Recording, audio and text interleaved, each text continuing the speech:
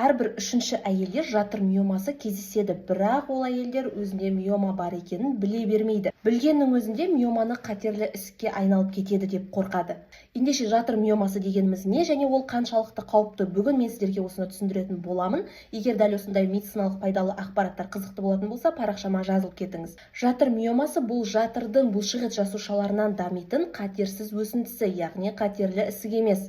Неден пайда болуы мүмкін? Миоманың нақты бір ғана себебі жоқ.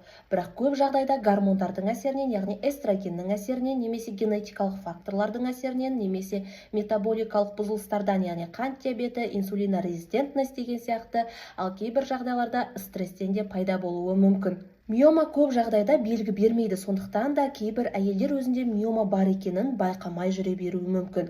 Ал кейбір жағдайларда мынадай белгілер болады. Итеккірдің ұзақ және көп қан кетумен келуі, іштің төменгі жағының қысылып ауыру сезімі, іштің үлкеюі, кейбір жағдайларда анемия болуы мүмкін. Миоманы қалай анықтаймыз? Миоманы анықтау үшін УЗИ-ға түсу жеткілікті. Енді ең маңызды сұрақ, миома бар болса, не істеу керек, қалай емделеміз? Мына нәрсені есте сақтаңыз, егер сізде миома бар болатын болса және оның көлемі 3-4 сантиметрге дейін және сізді мүлде мазаламайтын болса, онда ол миоманы тек қана бақылау жеткілікті. Ем қажет емес, яғни жылына бір рет немесе кейбір жағдайларда 6 айда бір рет УЗИ-ға түсіп отырсаңыз жеткілікті. Ал егер сіздегі миоманың көлемі 5 сантиметрден асып кеткен жағдайда және айқын клиникалық көріністер беретін болса, мысалы жаңа қан кету, іштің төменгі жағының ауырсынуы деген сияқты, және сіздің жүкті болуыңызға кедергі келтіретін болса, онда міндетті түрде ем қажет болады.